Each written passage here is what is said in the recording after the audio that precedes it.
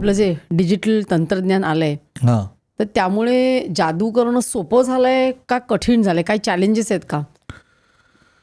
फार difficult mobile आहे. म्हणजे मोबाईलवर तर सगळंच असतं ना, म्हणजे मोबाईलवर पण करता येते का?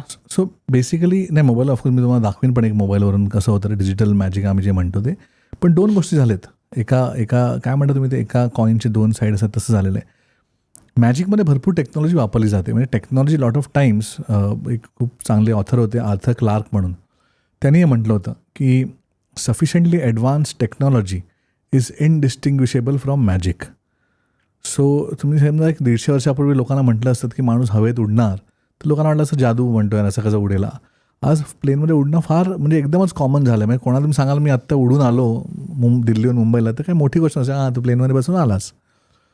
सो ऑलवेज असं झालं की टेक्नॉलॉजी पब्लिकमध्ये यायच्या आधी ती जादू वाटते आणि पब्लिकमध्ये आल्यानंतर ती टेक्नॉलॉजी होते की इट्स अ टूल की तुम्ही यूज करताय.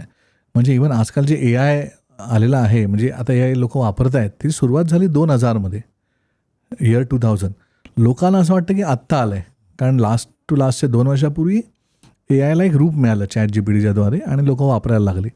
सो आय थिंक 2 साईड्स असे आहेत की ऑफकोर्स AI किंवा डिजिटलमुळे जादूगाची लाईफ इझी होतेच, पण at the same time secrets कळणंही भरपूर इझी होतं. म्हणजे आजकाल यूट्यूब म्हणा किंवा कुठेही म्हणा, तुम्हाला बरेचसे जादूचे सिक्रेट्स बघायला मिळतात आणि बरेच वेळा लोकांनी सिक्रेट बघितल्या लोकांना वाटतं की हां मला कळलं.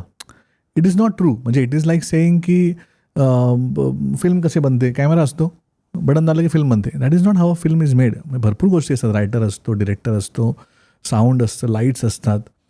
तर सेम मॅजिकमध्ये होतं की बिकॉज ऑफ टेक्नॉलॉजी एक of course you can improve magic. Second, लोकांना लगेच सिक्रेट कळल्यामुळे लोकांचं ते बरेच व्हॅल्यू कमी होते जादूची लोकांच्या डोळ्यासमोर. ही क्लिप शेवटपर्यंत बघितल्याबद्दल खूप खूप धन्यवाद. संपूर्ण एपिसोड बघण्यासाठी खाली दिलेल्या लिंकवर क्लिक करा आणि सर्व काही चॅनलला सबस्क्राईब करायला विसरू नका.